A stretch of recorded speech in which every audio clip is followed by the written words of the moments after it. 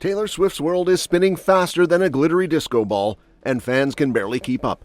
First up, insiders confirm she's heading to The Tonight Show starring Jimmy Fallon, marking her big late-night return. Excuse us, honey. And then, whispers say the NFL flat-out refused her terms for a Super Bowl halftime gig. Apparently, exposure doesn't pay the bills. Next, her engagement to Travis Kelce sparks talk about whether she's drifting from old friendships. How did you find out about the engagement? Instagram. Instagram? Yeah. Like everyone else. Meanwhile, Swifties in New York are buzzing about Spotify's Life of a Showgirl pop-up, complete with an Easter egg hunt. On top of that, a Dancing with the Stars alum hints at Taylor tuning into her own theme night. Finally, Travis and Jason Kelce scored a huge broadcast deal for New Heights. Picture this, Jimmy Fallon sitting at a roulette table, all dramatic, throwing chips down on numbers 10, 6, and 25 like he's in some secret Swiftie casino. The wheel spins, lands on 13, Taylor's magic number, and suddenly the internet basically catches fire. That's because everyone immediately clocked the hint. Taylor Swift is hitting The Tonight Show stage on October 6th. Fans went from, interesting, to, oh my god, I can't breathe in about 0.3 seconds. Fallon didn't even have to say her name, he just tossed in enough Easter eggs to keep Swifties sleuthing like it's a crime drama.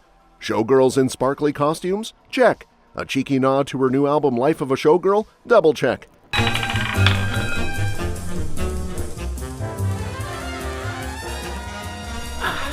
And when he captioned it with that old, not a lot going on at the moment line, yeah, Swifties knew immediately something was up. That phrase is basically the bat signal for a Taylor drop. Now insiders say the hype is real. Not only is Taylor pulling up to Fallon just 3 days after her album drops, but this will also be her first talk show sit-down since she and Travis Kelce made it engagement official in August. So yes, the stakes are higher than the heels on her Vegas showgirl boots. And the fact that this is her first late-night chat since 2022, people are treating it like a national holiday. Of course, Swifties are already analyzing every frame of Fallon's teaser video. Some are convinced she's going to perform Honey because one of those feathered showgirls in the clip conveniently dropped the phrase, "Excuse us, honey." Subtle? Not really. Effective? Absolutely. Excuse us, honey. Fans lost it, convinced Fallon just spoiled a Track 11 live moment. And speaking of fans losing it over Easter eggs, insiders say the drama behind the scenes with the Super Bowl makes Fallon's roulette wheel look like child's play. Turns out, when the NFL came knocking with that whole play the halftime show for free, it's great exposure pitch, Taylor basically laughed in billionaire. Hello, the woman's selling out stadiums faster than people can refresh Ticketmaster. She does not need exposure. The insiders claim she knew exactly what her presence was worth, and spoiler, it's more than a couple of fireworks and a Pepsi logo splashed on a stage. Apparently the whole free performance angle became part of the fight, because Taylor wasn't about to roll out in sequins and sing her lungs out just so the NFL could rake in billions without cutting her a check. She's not some up-and-coming garage band hoping to get noticed on YouTube. She's Taylor Swift. One insider even suggested that, honestly, the Super Bowl might need her way more than she needs them. Which is kinda true. Without Taylor, it's just a bunch of dudes throwing a ball around, followed by a halftime show people politely clap for while they refill the nachos. The chatter makes it clear she wanted a deal that reflected her value, and if the NFL wasn't ready to meet those terms, bye. Imagine telling Taylor Swift of all people that she should play for exposure. That's like telling Beyoncé she can sing for a coupon, and asking Oprah to do a TED Talk for free pizza. Not happening. So where does that leave us? Insiders say the deal isn't on the table right now, which basically means Swifties might have to wait a little longer to see their queen strut onto the 50-yard line in rhinestones. But if the NFL really wants to break the internet, and let's be real, they always do, they're going to have to pony up. Until then, the idea of Taylor headlining the halftime show is stuck in the same category as New Reputation vault tracks and time travel. Technically possible, but not confirmed. But if the NFL drama wasn't enough, Swift's engagement to Travis Kelce has people side-eyeing her friendships like they're trying to solve a Real Housewives reunion mystery. Take Ed Sheeran, for example. The man straight up admitted he found out about Taylor's engagement the same way your aunt finds out you got married, through Instagram. No text, no FaceTime, not even a congrats bro group chat ping. How did you find out about the engagement? Instagram. Instagram? Yeah. Like everyone else? You didn't even get a DM in advance? No. No. For two artists who spent over a decade singing about heartbreak and swapping verses, fans were shook. Suddenly, Twitter lit up with Swifties debating whether Ed was officially booted from the squad. Some even brought up his past ties with Scooter Braun like they were pulling out receipts in a courtroom. Ouch. And then there's Blake Lively, who was once Taylor's ride or die. Remember when Taylor even wrote a song inspired by Blake's daughter? Fast forward to now, and insiders say things are a little frosty. Apparently, Blake's messy legal drama with Justin Baldoni dragged Taylor's name into places she really didn't want it. Sources say Taylor's feeling like she got used in someone else's headline circus. And for a woman who literally plans album drops like military operations, that's not exactly bestie behavior. Fans are connecting the dots faster than Swift herself drops Easter eggs, pointing out that Taylor's inner circle has been subtly shifting for a while now. It's like the Taylor squad we used to see at award shows is slowly turning into the Taylor plus ones at NFL games. And honestly, she might be fine with that. Because while some friendships fade, she's got Kelce right there in the front row of her shows, hollering like the proudest hype man alive. And while Kelce is busy hyping her up from the sidelines, Swifties in New York are about to get hyped in a whole different way, because Spotify is basically building a Taylor Swift theme park in the middle of the city. Okay, not roller coasters and cotton candy, but close enough.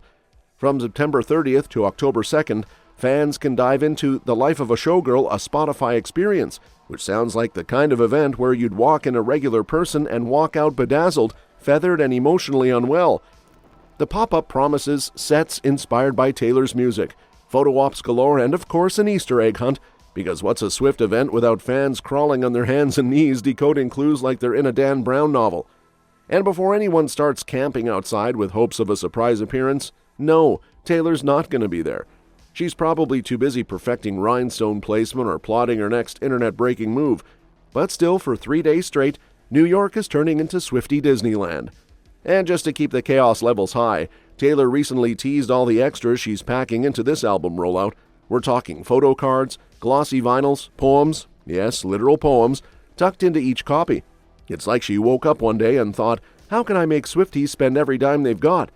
Mission accomplished. She even joked that the Showgirl theme is all about luxury on stage, even if behind the scenes she's basically huffing and puffing like someone who sprinted to catch the subway. Relatable. Cool. I think, we wanted this album to feel like really luxurious, and kind of as a nod to the luxury that a showgirl puts on when she's on stage. Meanwhile, like in the quick change room, she's like, they've got like more images than we ever planned to put in there. We chose this really high gloss finish, which I've never done before, and I think it looks so cool. The vinyls, they each have a poem inside of them. Then there's the AMC takeover. Yep, the official release party of A Showgirl is headed to theaters October 3rd to 5th. Fans will get the music video for The Fate of Ophelia plus behind-the-scenes footage where Taylor breaks down the making of the album cut by cut. So if you ever wanted to watch Taylor explain her genius in IMAX while shoving popcorn in your face, congratulations, your time has come. And speaking of theatrical rollouts, apparently Taylor's influence stretched all the way to the Dancing with the Stars ballroom. Turns out Swift didn't just send a cute little good luck video for the show's Taylor Swift Night a couple seasons back. She actually watched the thing. According to Allison Hannigan, who you probably remember from American Pie or How I Met Your Mother, Taylor tuned in with her dancers like it was movie night at Casa Swift. Imagine the pressure. You're cha-chaing in sequins while the woman who wrote the actual song is somewhere judging you with popcorn in hand. Brutal. Allison admitted she was such a massive Swiftie that just making it far enough in the competition to hit Taylor Night was her entire goal. Forget the Mirror Ball trophy, this was her Super Bowl. Even though she kept landing in the bottom rankings like a bad Wi-Fi connection, she clawed her way to that sacred night. And when it finally arrived, she rocked a Fearless-inspired gold fringe dress, stacked up the friendship bracelets, and cha-cha'd her heart out to You Belong With Me.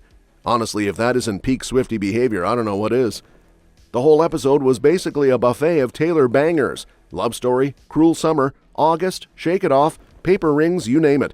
And just to crank the pressure dial to max, Mandy Moore, aka Taylor's own Eras Tour choreographer, showed up as a guest judge. Like, oh cool, let's just have the woman who literally builds Taylor's billion-dollar choreography empire decide if my salsa hips are giving what they're supposed to give. No pressure. And speaking of pressure, Travis Kelce's been dealing with a whole different kind, mainly keeping his podcast from literally breaking the internet. After that wild episode of New Heights where Taylor swung by to casually announce her 12th album, the thing pulled in so many eyeballs it actually crashed YouTube. Sorry, cat videos, move over. Swifties were treating a Kelce basement chat like the Super Bowl halftime show. Insiders say Amazon took one look at those numbers and basically threw money at the Kelce brothers until they agreed to stream episodes on Prime. We're talking a deal big enough to make even Tom Brady's retirement plans look small change. So now select episodes, including the Swift Chaos one, are sitting next to LeBron's podcast on Prime like it's some kind of celebrity group project. And while Amazon shut down their Wondery studio, the Kelces just slid right into another division like nothing happened, because honestly, nothing can stop New Heights at this point. Even with Travis dropping passes on the field, he's still catching $100 million contracts off it. The show's holding steady in the top sports podcasts, proving that between Jason's dad jokes and Travis's Swiftie glow-up, people cannot stop tuning in. That's all for this video, folks. We'll see you next time.